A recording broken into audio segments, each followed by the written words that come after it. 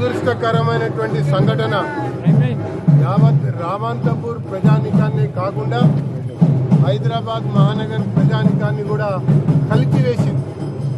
ఒక తీవ్రమైనటువంటి సంఘటనగా ప్రజలందరూ భావిస్తూ ఒక నిర్లక్ష్య వైఖరి వలన 6 ప్రాణాలు బలైనాయని చెప్పని ప్రజానికం అంతా గగ్గోలు పెడతా ఉంటే ప్రభుత్వం మాత్రం నిమ్మకు నీరెత్తినట్టు వ్యవహరిస్తూ మొక్కుబడిగా ఏదో 5 లక్షలు ఇస్తాం నష్టపరిహారం అని ప్రకటించడాన్ని చాలా తీవ్రంగా పరిగణిస్తా ఉన్నాం, తీవ్రంగా తప్పుపడతా ఉన్నాం.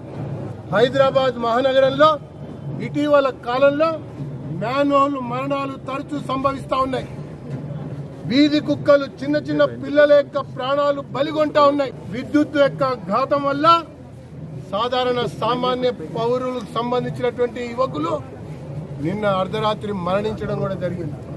అయినా ప్రభుత్వం కళ్ళు తెరవటల్లా, అధికారులు మొద్దు నిద్ర వీడటల్లా దీన్ని దృష్టిలో పెట్టుకొని ప్రభుత్వం మెడలు వంచాలని, అధికారులు కనువిప్పు కలగాలని, రాబోయేటువంటి కాలంలో ఇలాంటి సంఘటనలు పునరావృతం కాకుండా ఉండాలంటే ఈ రామంతపూరే ఈ రాష్ట్రాన్ని కళ్ళు తెరిపించింది అన్నట్టుగా ఉండాలన్నటువంటి ఒక ఆలోచనతోన ఈ మృతుల కుటుంబాలకి 50 లక్షల నష్టపరిహారం ఇచ్చి తీరాల్సిందే అన్నది మా ప్రధానమైనటువంటి డిమాండ్.